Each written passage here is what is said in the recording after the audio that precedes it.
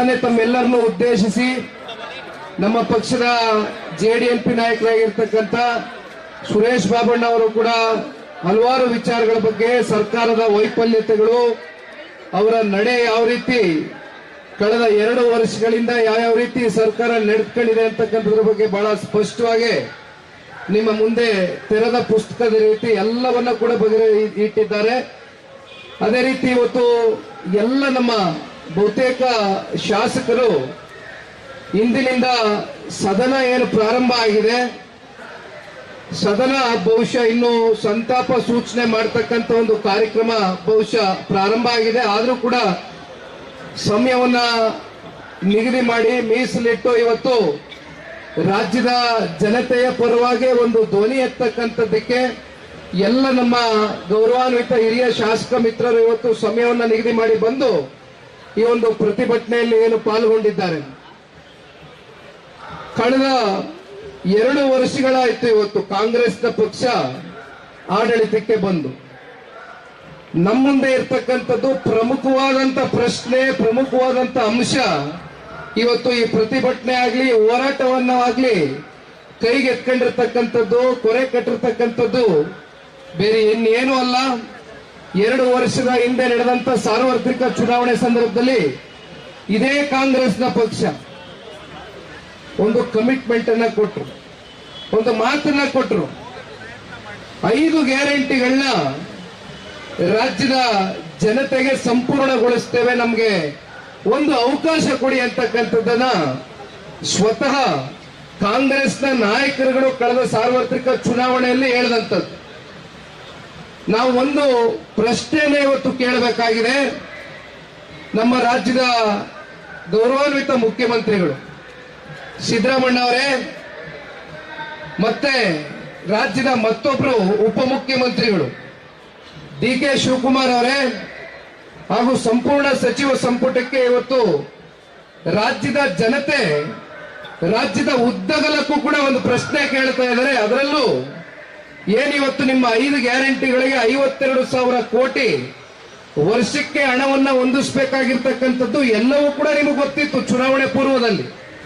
ಆದ್ರೆ ತಾವೇನು ತಮ್ಮ ಪ್ರಣಾಳಿಕೆಯಲ್ಲಿ ಗಂಟಾಘೋಷವಾಗಿ ಹೇಳಿದ್ರಿ 5 ಗ್ಯಾರಂಟಿಗಳನ್ನ ಪೂರೈಸ್ತೀವಿ ಅಂತ. ರಾಜ್ಯದ ಜನ ಕೇಳಲಿಲ್ಲ. ಹೇಳದಂತವ್ರು ನೀವು. ಪ್ರತಿ ತಿಂಗಳು 2,000 ರೂಪಾಯಿ ಗೃಹಲಕ್ಷ್ಮಿ ಯೋಜನೆ ಇರ್ಬೋದು, ಅದೇ ರೀತಿ ಇವತ್ತು ಯುವಕರಿಗೆ ಯುವನಿಧಿ ಅಂತಕ್ಕಂಥ ಸ್ಕೀಮ್ ಮೂಲಕ ದುಡ್ಡು ಕೊಡ್ತೀವಿ ಅಂತ ಹೇಳಿದ್ರಿ. ಗೃಹ ಜ್ಯೋತಿ ಕಾರ್ಯಕ್ರಮ ಕೊಟ್ರಿ, ಮಾತನ್ನ ಕೊಟ್ರಿ, ಕಾರ್ಯಕ್ರಮ ಕೊಟ್ಟಿಲ್ಲ. ಈ ರೀತಿ ಅನೇಕ ವಿಚಾರಗಳ ಬಗ್ಗೆ ಪ್ರಸ್ತಾವನೆಯನ್ನು ಮಾಡಿದ್ದೀರಿ. ಆದ್ರೆ ಒಂದು, ತಾವು ಮಾತು ಕೊಡಬೇಕಾದ್ರೆ ಎಷ್ಟು ಹೊರೆ ಬೀಳುತ್ತೆ ವರ್ಷಕ್ಕೆ, ಈ ಹಣಕಾಸನ್ನ ಎಲ್ಲಿಂದ ನಾವು ಹೊಂದಿಸ್ಬೋದು ಅಂತಕ್ಕಂಥ ಪರಿಜ್ಞಾನ ತಮಗಿರ್ಲಿಲ್ವೇ? ನಿನ್ನೆ ದಿನ ಓದ್ತಾ ಇದ್ವಿ ಪತ್ರಿಕೆಯಲ್ಲಿ, ಹಿಮಾಚಲ್ ಪ್ರದೇಶದಲ್ಲಿ ಕಾಂಗ್ರೆಸ್ನ ಸರ್ಕಾರ ಇದೆ.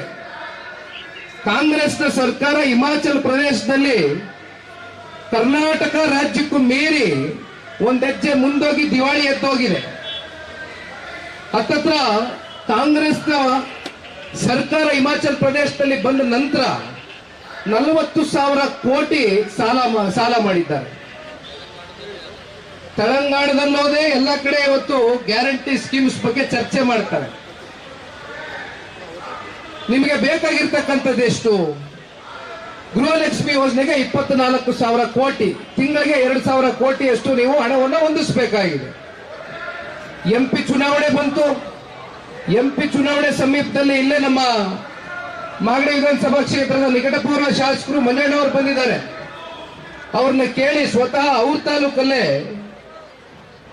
ಏನು ಮಾಗಡಿ ವಿಧಾನಸಭಾ ಕ್ಷೇತ್ರದ ಇಂದಿನ ಶಾಸಕರಿದ್ದಾರೆ, ಎಂಪಿ ಚುನಾವಣೆ ಸಂದರ್ಭದಲ್ಲಿ ಒಂದು ಸಭೆಯನ್ನ ಮಾಡ್ತಾರೆ, ಒಂದು ಸಮಾವೇಶ ಮಾಡ್ತಾರೆ.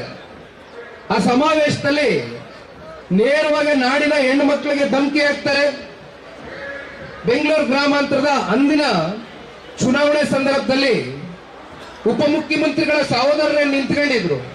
ನೀವೇನಾದ್ರೂ ಅವ್ರಿಗೆ ಮತ ನೀಡಲಿಲ್ಲ ಅಂದ್ರೆ ಸಂಪೂರ್ಣವಾಗಿ ಎಲ್ಲಾ ಗ್ಯಾರಂಟಿಗಳನ್ನ ರದ್ದು ಮಾಡ್ತೇವೆ ಅಂತಕ್ಕಂಥದ್ದನ್ನ ನೇರವಾಗಿ ಧಮಕಿ ಹಾಕ್ತಕ್ಕಂಥದ್ದನ್ನ ನಾವು ನೋಡಿದ್ದೇವೆ. ಕೇವಲ ಗೃಹಲಕ್ಷ್ಮಿ ಯೋಜನೆ ಎಂಪಿ ಚುನಾವಣೆ ಬಂತು. 6 ತಿಂಗಳು ಹಿಡಿದಿಟ್ಕೊಂಡಿದ್ರಿ, ಒಂದೇ ಸಲ ಹಾಕಿದ್ರಿ ದುಡ್ಡನ್ನ 6 ತಿಂಗಳದು. ಮತ್ತೆ ಮೊನ್ನೆ ಇಲ್ಲ ನಮ್ಮ ಕನಕಪುರದವರು, ರಾಮನಗರದವರು, ಚನ್ನಪಟ್ಟಣದವರು ಕೆಲವೊಂದಷ್ಟು ಮುಖಂಡರುಗಳು ಬಂದಿದ್ದಾರೆ. ಸಂಡೂರು, ಚನ್ನಪಟ್ಟಣ, ಶಿಗ್ಗಾವಿನಲ್ಲಿ ಉಪಚುನಾವಣೆ ನಡೀತು. ಏನಾಯ್ತು ಉಪಚುನಾವಣೆ ಸಂದರ್ಭದಲ್ಲಿ?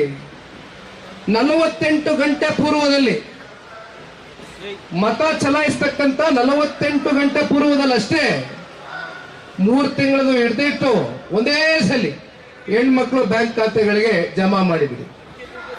ಅಂದ್ರೆ ಇವತ್ತು ರಾಜ್ಯದಲ್ಲಿ ಹೆಣ್ಣು ಮಕ್ಕಳು ಒಂದು ಪ್ರಶ್ನೆ ಕೇಳ್ತಾ ಇದ್ದಾರೆ,